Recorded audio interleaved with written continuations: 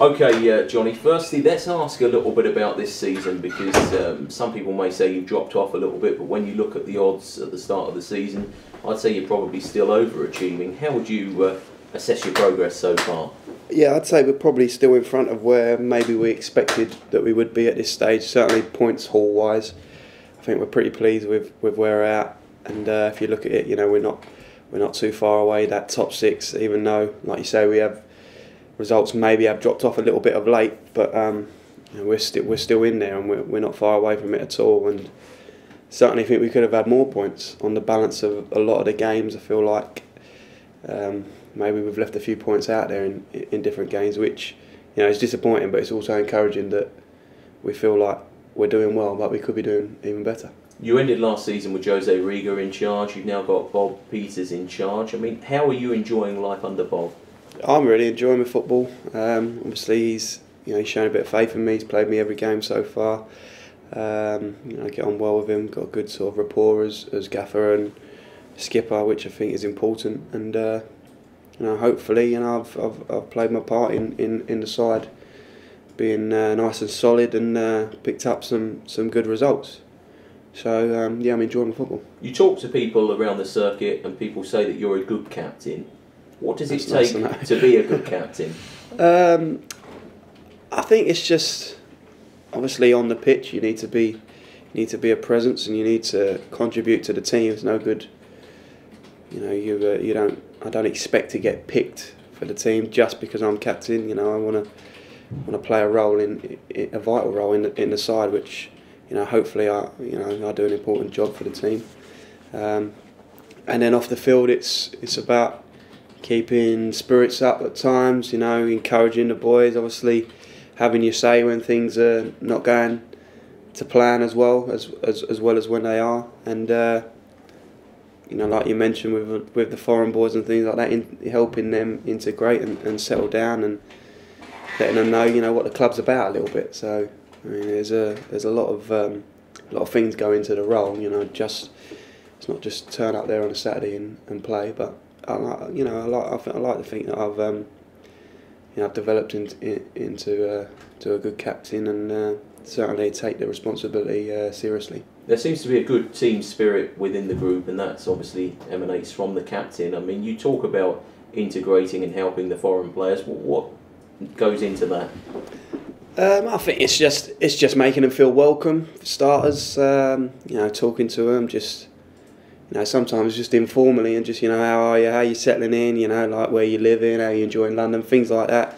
I think it helps that there's quite a few of them that have come from similar sort of places. A few of them have played together before, so they're quite friendly, in their own group. But then generally, as a wider group, we all get on well, and I think it helps that they're all good players and they've all come into the side and contributed. If you've got in ones people that come in and they're not pulling their weight and things like that, that's when it can be a problem. But we've had no problems with any of the guys that have come in. They've all come in, done well, bought into the club ethic, hard work, and can't ask any more of them. They've all been first class. You've played for a few clubs now, but Charlton you seem to really enjoy. What is it about the club and Johnnie Jackson? Why is there such a good fit?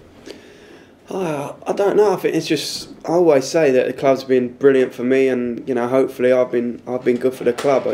I came here at a time in my career where I desperately needed a boost, and the club provided that for me. It was a great platform for me to settle down and kick on with my career, which I was at a point where I wasn't sure where I was going to go career wise, and Charlton came in for me. I came here and sort of never really looked back. I knew straight away that it was the club for me. I felt at home, and obviously been here 5 years now, and that's grown even more as I've gone on. Became captain.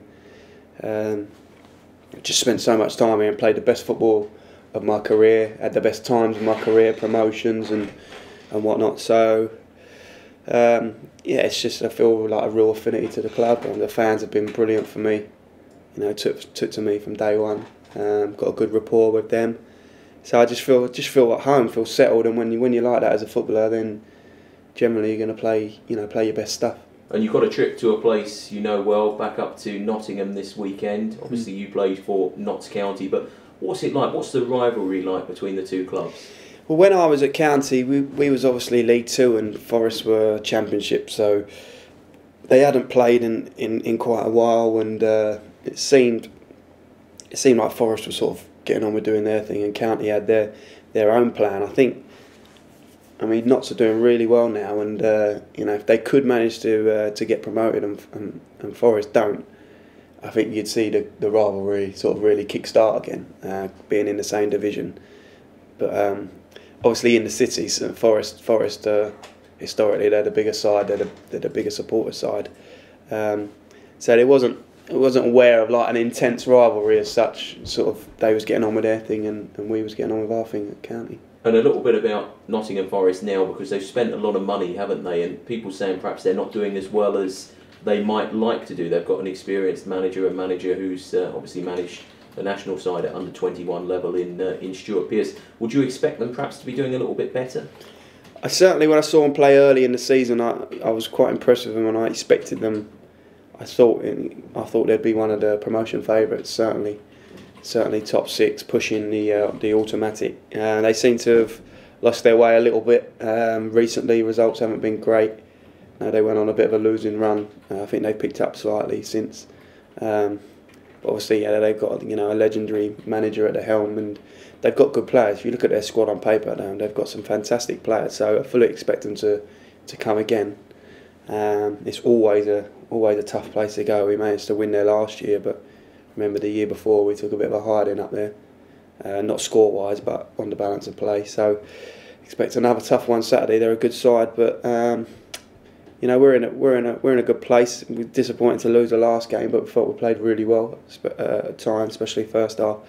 So we're encouraged. We're confident, and we know we can get something up there. We know we can get the result that we need, but obviously you've got to produce it on the day. And I've got to ask you a little bit about bogey grounds, because we're doing a feature on this. You're a football fan, you're a football player. Are there any grounds that stick out as not being good to you over the years? The only one I can think of really is, I don't think it's called Pride Park anymore. What's it called? Derby's ground. The iPro Stadium. The iPro, yeah. I don't think I've ever won there. That's including playing there as a player as well. I was there for a couple of months on loan, and I didn't have a great time there. I can't remember the exact results, but didn't do particularly well personally. And as I've gone back there with other clubs, I've never done particularly well either. So that's the one that springs to mind for me.